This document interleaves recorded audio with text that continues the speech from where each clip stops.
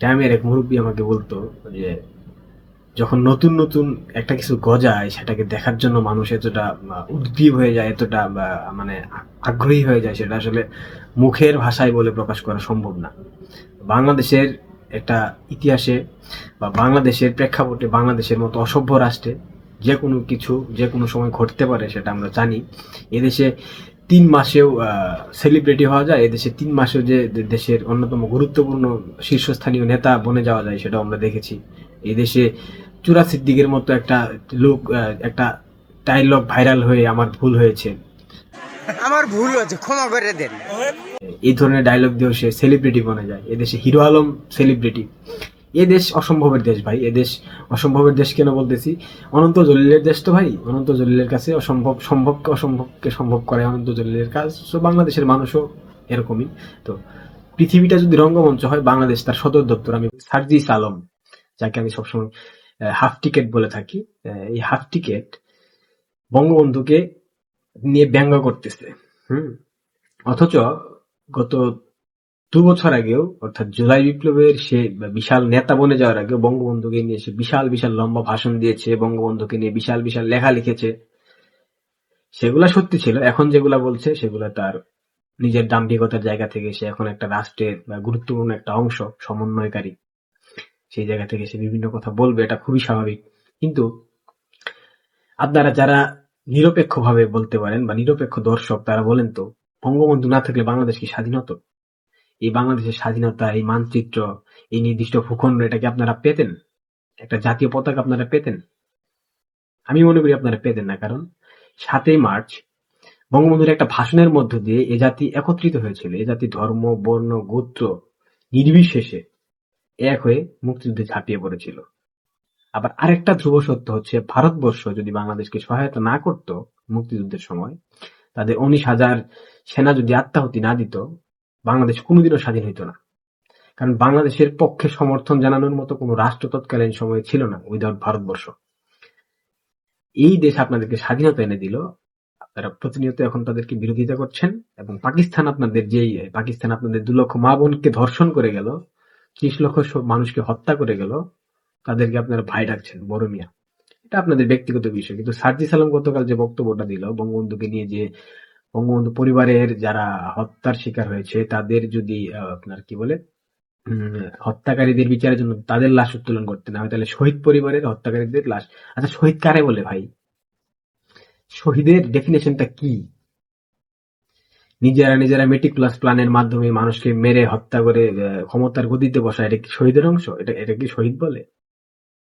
অন্য কোনো জাতি, অন্য কোনো গোষ্ঠী, অন্য কোনো রাষ্ট্রের সাথে যুদ্ধের মাধ্যমে যদি একটা দেশ স্বাধীন হতো, সেক্ষেত্রে তাদেরকে শহীদ বলা চলে, আমি যতটুকু জানি। তো তোমরা কোন দেশের সাথে যুদ্ধ করছো ভাই যে তোমরা শহীদ হয়ে গেছো? এই যে জুলাই বিপ্লবে যারা মানে যাদের যারা লাশ হয়েছে, অর্থাৎ যারা হত্যার শিকার হয়েছে, তাদেরকে শহীদ বলা হয় কেন ভাই? হোয়াই? শহীদ কাকে বলে? পৃথিবীতে প্রত্যেকটা জিনিসেরই সমান ও বিপরীত প্রতিক্রিয়া থাকে। সার্জিস আলম, তুমি এই যে যা করতেছো ভাইয়া, হুম, আর তোমার যে উগ্র কথাবার্তা, হ্যাঁ, তোমার বাবা আওয়ামী লীগের নেতা ছিল মেবি। তুমি কিন্তু সেই উরস থেকে বের হইছো।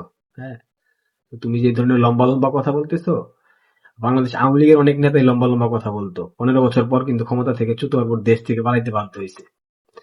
হ্যাঁ, ওদের সারা বাংলাদেশে কর্মী সমর্থক রয়েছে। তুমি কোন যে তোমার তুমি এত দাম্ভিকতা দেখাচ্ছ, এত গর্ব করে কথা বলতেছো, এত এত পাওয়ার দেখাচ্ছ, তুমি কিন্তু কেউই না এদেশে।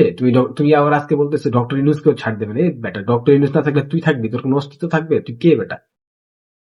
ডক্টর ইউনূস প্রধান উপদেষ্টার চেয়ারে এখনো বসে আছে বিধায় তোরা এখনো টিকে আছিস বাংলাদেশের মাটিতে। নইলে রাস্তাঘাটে তোদেরকে মেরে তোদের বিবস্ত্র উলঙ্গ লাশ মানুষ কুত্তা দিয়ে খাওয়াবে, শকুন দিয়ে খাওয়াবে। তোরা জানিস মানুষ তোদের উপর কতটা ক্ষুব্ধ?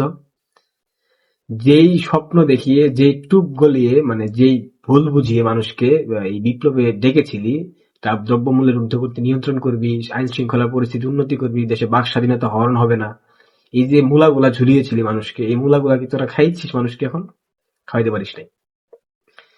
তোরে নিয়ে মানে এই ছেলেটাকে নিয়ে কথা বলতে আমার বিরক্ত লাগে, লজ্জা লাগে। কিন্তু মাঝে মাঝে এমন কিছু মন্তব্য করে, এমন কিছু বিষয় নিয়ে কথা বলে, যেগুলো না বললে আসলে নিজের কাছে নিজের মানে ইয়া মনে হয় যে আসলে আমি কেন বলতেছি না। মানে কি ভাই, বঙ্গবন্ধু জাতির পিতা, এটা অমীমাংসিত সত্য। এটা তো অস্বীকার করার কোনো সুযোগ নাই। বঙ্গবন্ধুকে নিয়ে লম্বা লম্বা ভাষণ দিতে, আর এখন বঙ্গবন্ধু তোর গায়ে গায়ে লুম দেয়, খুনি হাসিনা, স্বৈরাচার হাসিনা।